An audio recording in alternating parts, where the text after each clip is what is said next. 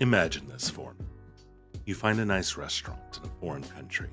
Inside, they offer you a near-perfect American cheeseburger. They apologize for the bread not being exactly the same, but it's as close as they can legally get. You try it. It's a bit expensive, but oh, that perfect nostalgia. Then you notice an improved burger on the menu. And you order that too. The restaurant claims it's a retooled version of the perfect burger. But when it comes out, everything's wrong. The taste is off, bread is stale, the cheese is a little hard, and now you're just soured on both burgers.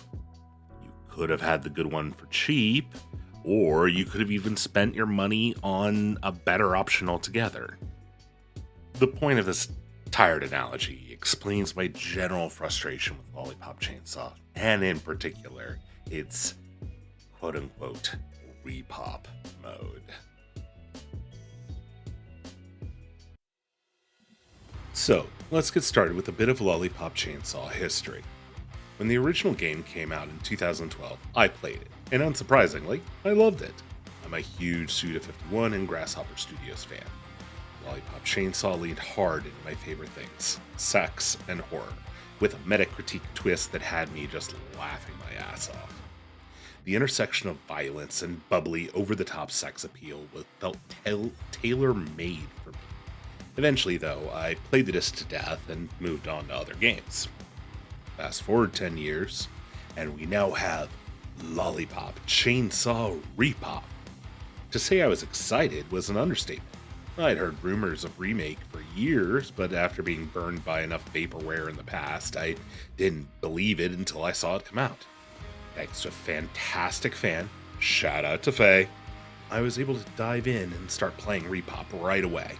A lot of the footage you'll see in this video comes from my playthrough of both the original and RePOP modes, including Nightmare mode on RePOP. Let's dive into my thoughts. Lollipop Chainsaw is an art game. A horny art game. Fans, myself included, were concerned about potential adjustments made in the name of accessibility to a larger audience.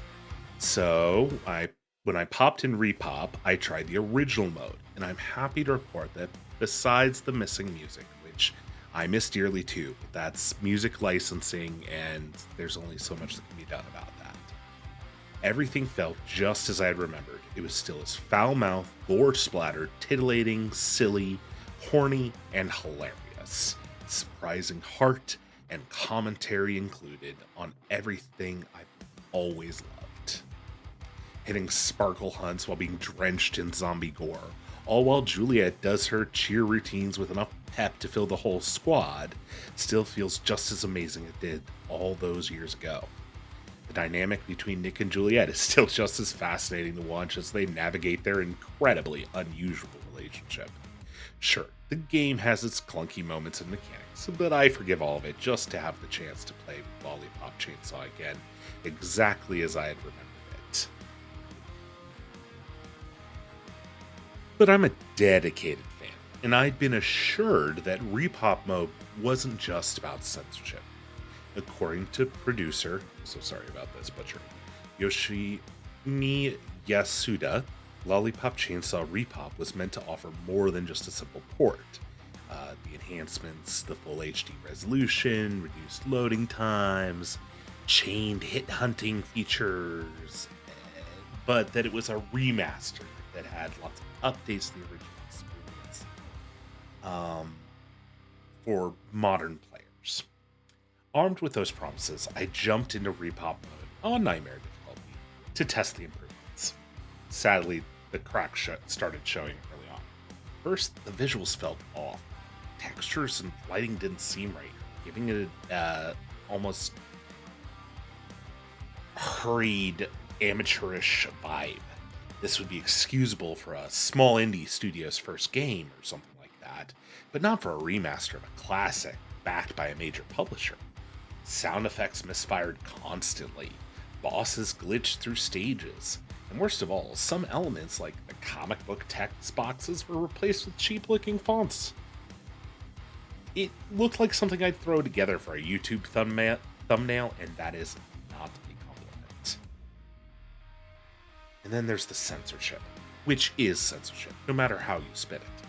Purple sparkles so bright you can't see, everything red turned purple, yet all the grotesqueries of the zombies, the foul mouths, and the babe-tastic fun is still there in full view.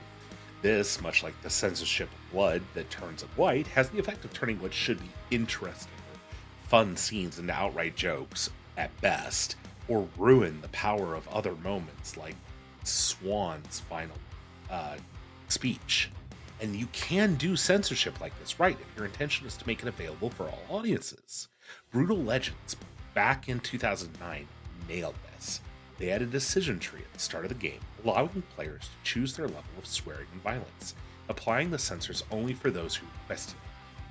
That's the way to do it, right at the start the game builds around it. RePOP, not so much. The minor additions to cutscenes, poorly spliced in, and still jarring, feel insulting, especially given the lack of polish. In a port, I'd forgive these issues, but for a remaster marketed with the words improvements, its failures are hard to overlook.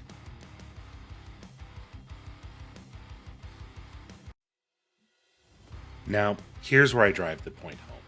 I 100% completed this game. Yeah, I did it, but not out of some get-good gamer pride. I did it to prove a point.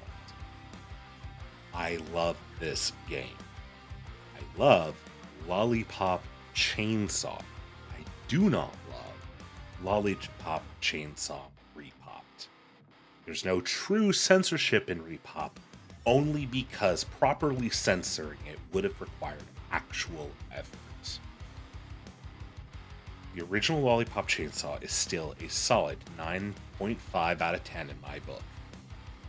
And for $40, you can get a port of the original on Steam if you're someone who struggles with emulators like myself. But RePOP, that's a 6 out of 10. Failure of an attempt to ride on the coattails of a much greater game, forcing you to pay extra money for something that they claim is a remaster that is just a sad censorship port. And that's just kind of sad. If you enjoyed this breakdown, remember to hit like, subscribe, and let me know your thoughts in the comments down below. What's your take on RePOP? Hold your loved ones close. You never know when the stars might align. And I'll see you all next time. Ciao.